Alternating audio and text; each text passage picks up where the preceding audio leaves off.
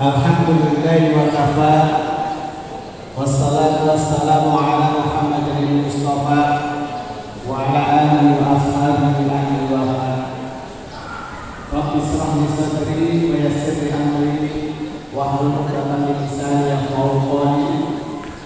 Allahumma la sahla illa ma ja'altahu sahla wa anta taj'alul hazana idza syi'ta sahla. Bapak Ibu as-shaimin was-shaimat rahimani wa rahmatullah. Kita berada di tanggal 20 Ramadan.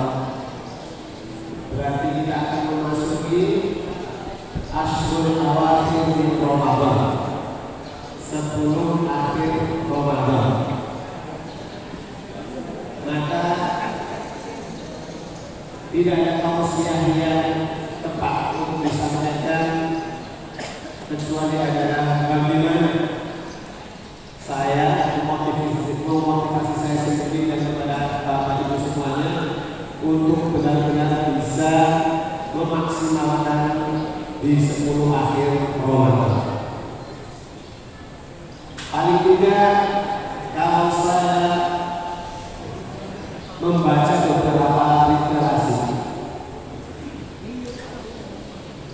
kaum muslimin menyikapi 10 akhir Ramadan ini paling tidak ada 3 kelompok. Kelompok yang pertama biasa-biasa saja. 10 akhir Ramadan ya kayak kemarin-kemarin saja, yang puasa ada barang, sehingga dia pun tidak mempersiapkan dirinya untuk mengisinya dengan berbagai macam amal ibadah yang nantinya akan menjadi wasilah Allah Subhanahu wa Ta'ala memberikan ampunan yang maghfirahnya. Sementara kita tahu bersama celaka atau hina seorang yang Ramadan datang kemudian meninggalkannya yang tidak mendapatkan ampunan Allah Subhanahu wa Ta'ala. Hadis masyhur, Rabbina akil rajulin dakhala alaihi Ramadan tsumma salaqa qabla an yufawwala. Celaka atau hina seseorang dapat Ramadan mendatanginya semua salah kemudian dia meninggalkan Ramadan dan meninggalkannya Ramadan meninggalkannya kemudian dia belum mendapatkan ampunan Allah. Dan kelompok yang pertama ini tidak berusaha untuk melakukan amaliyah yang mengantarkan dirinya mendapatkan ampunan Allah Subhanahu wa Ta'ala. Biasa-biasa saja. Dan menurut apa yang saya baca dari nasihat-nasihat para ulama, ini bisa jadi adalah ujian musibah yang Allah timpakan kepada orang-orang Allah. Rata-rata kita menganggap ujian musibah itu apabila terkena kecelakaan, sakit, kehilangan. Jarang yang memikirkan bahwa musibah itu adalah ketika ia dijauhkan dari Allah Subhanahu wa Ta'ala. Musibah terbesar ketika kita dijauhkan dari Allah Subhanahu wa Ta'ala. Memasuki 10 akhir Ramadan biasa saja. Ini kelompok yang pertama. Kelompok yang kedua adalah dia tahu keutamaannya 10 akhir Ramadan dan dia tahu kalau Rasulullah SAW memberikan perintah instruksi kepada kita taharra Lailatul Qadar fi ashri taharra Lailatul Qadar fi ashri Ramadan. Carilah Lailatul Qadar itu di 10 akhir Ramadan. Cari. Dan orang ini tahu kalau dua ini, tapi rupanya dia lebih kepada pilih hari. Tak pilih yang gajinya saja. Gaji dia kemudian baca Quran, lumayan sih. Kemudian uangkan sedekahnya, uangkan yang Ramadannya bukan hanya tarawih saja, malamnya baru lagi dibolehkan untuk bukan di asal tidak aktif lagi. Tapi yang ini hanya ganjil-ganjilnya saja. Lumayan. Nah, yang kelompok yang ketiga inilah yang kemudian dia tidak pilih ganjil genap. Ya, dia akan benar-benar start nanti malam. Berarti nanti malam ya, malam 21 mulai pertama. Ya, maka dia sungguh-sungguh. Saya wasiatkan dari diri saya sendiri kepada Bapak Ibu semuanya, pimpinan PTN, pimpinan PCN, PLN. Yuk, kita menjadikan diri kita menjadi figur, menjadi profil yang memang menjadi panutan dari masyarakat kita. Kita kuatkan pada 10 hari Ramadan ini dengan sungguh-sungguh, tidak cukup hanya tiap Ramadan. Kalau bisa kemudian kita tekadkan untuk itikaf. Itikaf itu berarti berada di dalam masjid, meninggalkan anak istri. Dan ini saya mohon maaf sekali. Juga ada pelatihan warga Muhammadiyah kayaknya belum semangat untuk itikaf, bahkan bersunnah ini. Bapak Ibu, seperti halnya tadi saya sampaikan berkaitan dengan masalah bermasjidan, juga demikian warga Muhammadiyah masih belum semangat di dalam meramaikan memakmurkan masjid. Maka melalui program itikaf ini buktikan kalau kita ini adalah orang-orang Muhammadiyah yang ingin memakmurkan masjid dengan cara setiap masjid yang ada adakan itikaf. Alhamdulillah masjid unggulan yang diputuskan oleh PTN yaitu Masjid Al-Hikmah Pak Bambang di sana diadakan itikaf malam. Jadi ada sholat 2 sesi Bapak Ibu. Sesi pada Isya, kemudian ada lagi jam 3 dibaca 1 juz, selesai sekitar jam 4, kemudian sahur bersama. Itu adalah menurut saya program masjid yang paling jos ketika di waktu Ramadan.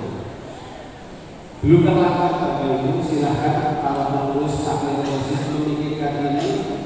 Bagian dari memakmurkan masjid adalah kita adakan itikaf di Ramadan. Itikaf adalah kegiatan tidak semata-mata hanya membaca Al-Quran. Bisa saja kita kemudian adakan kajiannya yang tidak membosankan. Biar tidak membosankan, kemudian diadakan. Atau mungkin pelatihan tasmiyul Quran, pelatihan mengumpulkan Quran, itu khusus saya bisa di kontrak untuk mengisi juga bisa. Tapi tidak bisa kan semalam suntuk apa katakan siang malam seperti Rasulullah SAW, minimalnya kita malamnya saja, dan itu kebanyakan di luar karena siangnya masih kerja. Nah, daripada sama sekali tidak itikaf, jadi kerja siangnya, malam pulang, buka puasa di masjid tersebut, kemudian langsung di situ sampai pagi. Pernahkah belum dulu? Alhamdulillah kalian pernah. Bisa jadi ada di antara orang itu yang belum pernah itikaf. Artinya itikaf yang memang Rasulullah contohkan seperti itu. Tidur di masjid, tinggalkan spring bed, tinggalkan kasur, tidur di karpet di masjid. Masya Allah. Menikmati bagaimana mendapatkan Lailatul Qadar. Mari Bapak Ibu sekali lagi, bagaimana ibu-ibu bisa itikaf asal diizini oleh suami. Syukur suaminya juga itikaf. Kalau saya cerita di pondok pesantren saya di Gerabat, sejujurnya mungkin menceritakan bagaimana awalnya itu diadakan sholat tarawih malam hari itu 1 juz sehari semalam 1 juz.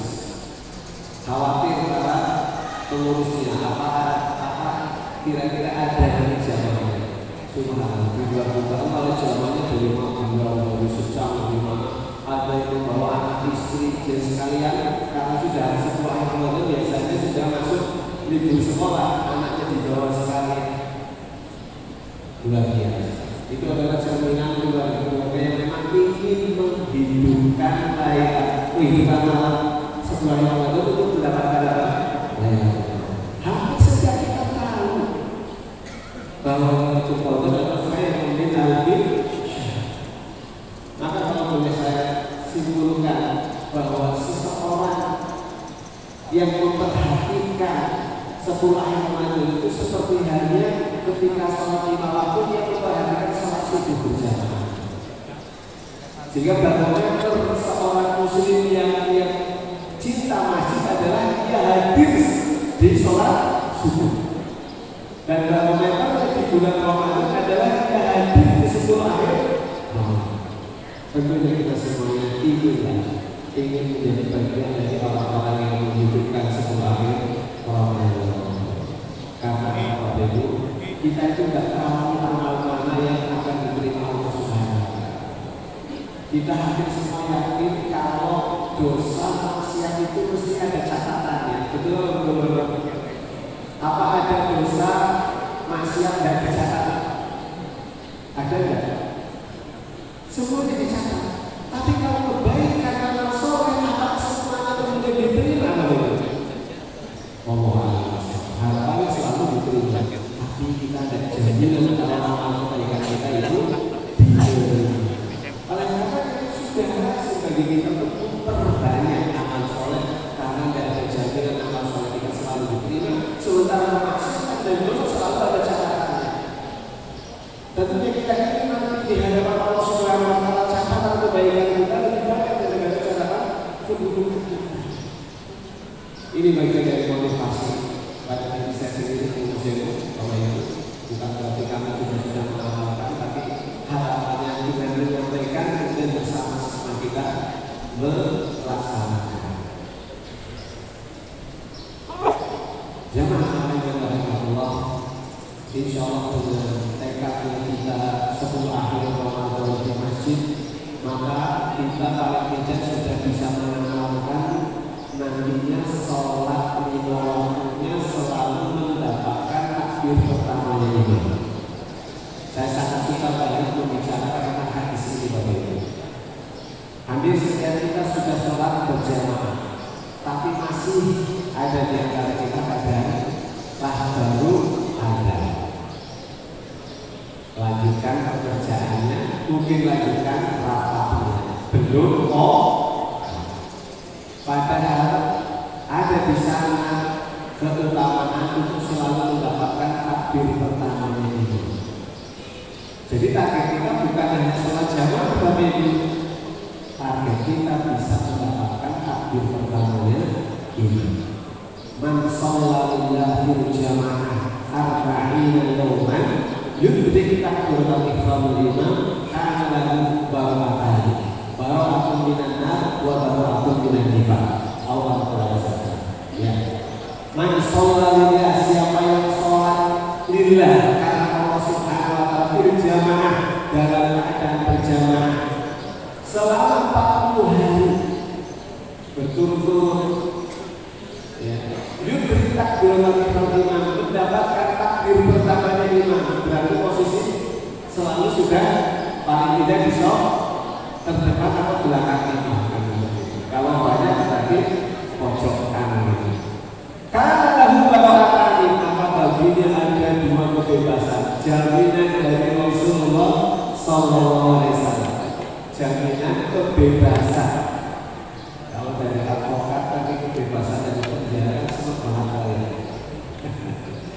Itu kan maka itu juga baru ketemu dengan saya. Alhamdulillah saya juga termasuk ikuti kakaknya saya dulu.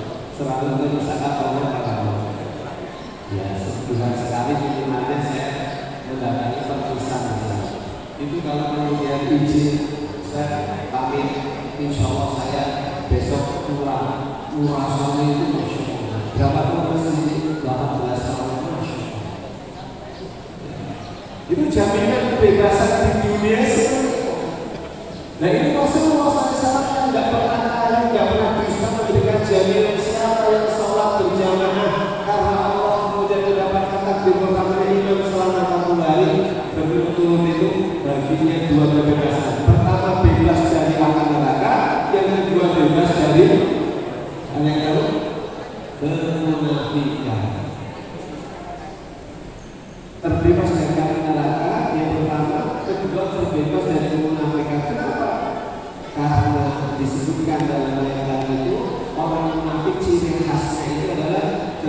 ia berdiri untuk sholat, dia berdirinya dengan beralas. Wa idza qamu ila shalah qamu kusala yura'una an-nas. Jadi ketika berdiri, dia berdiri bermalas-malas, dan dia ingin ketika melakukan kebaikan, melakukan salat, ingin dilihat oleh orang lain. Maka orang yang selalu bisa mendapatkan ketika berpikir ini, Allah Rasulullah sudah menjamin dia terbebas dari api neraka dan terbebas dari kerumunan dunia. Maka orang itu jangan Allah. Jauh. Belum ada dua yang belum bisa masih ada menit? Lagi ya. Jadi paling tidak orang-orang yang benar-benar mau mengisi sebelum akhir pengajian dengan aktivitas di masjid, paling tidak yang sudah pasti yang akan mendapatkan takbir pertama yang dimana. Inilah yang ingin kemudian menjadikan kita yang harapannya menjadi hamba-hamba Allah yang mendapatkan anak Allah, karena banyak melakukan amal ibadah di malam hari. Ya. Siang hari, okelah kita masih aktivitas di sekolahan, di tempat kerjanya, tapi cobalah kita menjadi santri calon misalnya di malam harinya ketika siang harinya perlu aktivitas, insya Allah itu lebih baik daripada yang sama sekali. Biasanya kan Rasulullah siang malam, saya tidak bisa siang malam juga ada sekalian jangan seperti itu, tapi kita bisa lakukan sebisa kita. Dan seperti itu jemaah Allah. Tapi saya sedikit terkait dengan wanita ya, wanita yang kemudian ia mau kita pastikan izin dengan suami, pastikan di tempat tidur dari masih juga ada tentunya hijab yang bisa menutupi dan tersingkap ketika tidur dan sebagainya. Insya Allah itu diperbolehkan. Ya. Bagian dari cara untuk kita termasuk Allah yang serius untuk mendapatkan Lailatul Qadar. Lailatul Qadar khairun min alfi syahr. Lailatul Qadar itu adalah lebih baik daripada 1000 bulan. Berapa tahun? 1000 bulan? 83 tahun. Masya Allah. Hampir sepertinya kita semua tahu, tapi kenapa ya? Kok kurang merayakan? Kurang tertarik dengan janji-janji Allah seperti itu. Itu tadi yang saya sampaikan, ini adalah bisa jadi adalah bagian dari ujian musibah yang Allah berikan kepada kita. Kita dijauhkan dari Allah Subhanahu Wa Taala, tapi kita tidak sadar. Kita tidak sadar sedang benar-benar diuji ataupun dikasih cobaan Allah Subhanahu Wa Taala. Maka tadi ya, melalui momen Ramadan ini, dan kita dan jaminan Ramadan tahun depan kita masih hidup. Kemarin pada hari Kamis di tempat kerja saya ini seorang datang jam 7 pinjam badan curahan terus datang ke stand keluar lagi dari bazar stand lagi pegang-pegang entah dia atau tidak. Kemudian dia karena rumahnya dekat dengan politeknik ini pulang sampai di rumah, istrinya telepon temannya untuk jemput ke rumah sakit. Satu dari sudah meninggal dalam hitungan 1 jam. Masya Allah. Itu jaminan kalau jaminan kalau Ramadan yang akan datang tidak jaminan kita masih sehat. Maka beri kesempatan, cari benar-benar terakhir kesempatan yang baik ini di Ramadan tahun 1440 Hijriah ini dengan tidak ada jaminan besok tahun depan kita bisa mendapatkan. Jangan besok-besok kalau saya sudah pensiun kayak orang misalnya. Ya, saya pengen itikadnya benar-benar maksimal 24 jam nunggu tahun pensiun. Yuk kita kalau bisa 24 jam ya bisalah malam hari. Karena ibu jangan itu yang menjadikan kita benar-benar sangat berharap, menjadikan kita setiap ibadah selalu menghadirkan harap-harap cemas, kan gitu kan ya. Syarat apapun bagian dari ibadah dia maksimal, ibadah dia apa katakan berkualitas, selalu menghadirkan harap-harap cemas, harap diterima Allah, cemas kalau tidak diterima. Kecemasan itu banyak sekali. Ya, kecemasan yang kita akan hadirkan ketika kita menunaikan siang itu masih belum mampu mengendalikan keresahan kita dari mencela, dari membicarakan keburukan orang lain. Ini kan hal-hal yang akan merusak rasa cemas. Kalau ini tidak menjadikan wasilah tidak diterimanya amal puasa kita. Menjadi wasilah saya tidak mendapatkan amal Allah Subhanahu wa Ta'ala. Begitu Bapak Ibu, tausiah singkat, bukan berarti saya sekali lagi yang paling ngerti, yang sudah mengamalkan, tapi tidak lain karena tadi adalah ada permintaan dari Pak Khairul untuk memberikan tausiah dari hadis Rasulullah SAW, "Faidas tanasahkan akidah dua bila sama datang kita nasib akan satu." Itu saja yang bisa disampaikan. Mohon dimaafkan bila banyak kekurangannya. Nasrullah wa fathul qarib wa basyiril mu'minin. Wassalamualaikum warahmatullahi wabarakatuh.